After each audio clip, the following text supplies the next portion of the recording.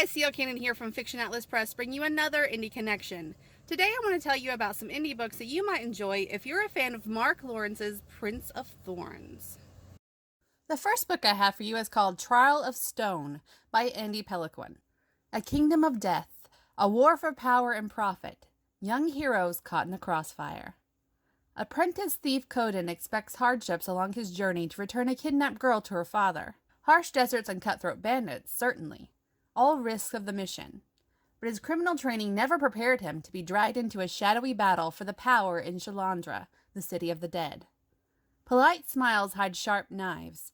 In the gloom of golden spires carved from the mountain stone, currents of corruption and vice run deep. Priests of the god of death rule with an iron fist, imposing a caste system that elevates some to a life of privilege and condemns others to filth and squalor. Fighting at Coden's side is Aisha, a fierce warrior from the north, with the mystical abilities to speak to the dead. Together, the companions must go to war to save Shalandra from the power-hungry clerics and their army of thieves, thugs, blood cultists, and assassins. The fate of a nation rests on their shoulders. Are these young heroes strong enough to seize their destiny? The second book I have for you is called The City of Veils by S. Usher Evans. Two dead royals, a slimy crime boss, a city on the brink of chaos. 13-year-old Princess Brianna fled an arranged marriage and became a masked vigilante. Now at 18, she's on the cusp of taking down the city's most ruthless crime boss, Lord Beswick. That is, until her father and brother are murdered, and she's dragged back to a life she thought she left behind. Even as she juggles council meetings and royal decrees, Brianna refuses to give up on her vigilante mission to bring Beswick to justice. But the politics of Forcadell are as volatile as its streets, and Brianna isn't sure whom she can trust in the castle. With two royals dead in less than a month, she must use all her wits to keep herself from becoming the third. The third book I have for you is called The Wrath of Lords by Kyle Alexander Romanes.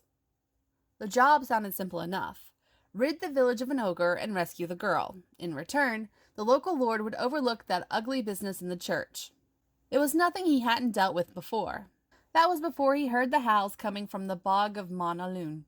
Before he crossed paths with the headless rider. Before he woke to find the witch's crooked fingers on his face.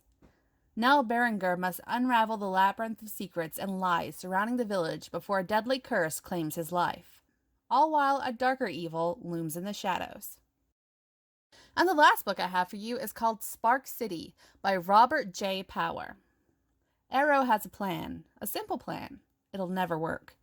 Despite his family's warrior pedigree, he'd rather gamble and drink while living from one tavern to the next. But when his wanderings bring him upon a gruesome slaughtering of innocents, he is torn from his carefree ways. Spark City is on the horizon, and with it the mysterious trials of the Cull. After a life spent rejecting his birthright, the time has come to pick up a sword and accept his destiny. With an army marching forward and unlikely companions by his side, does Arrow have what it takes to stop the coming war?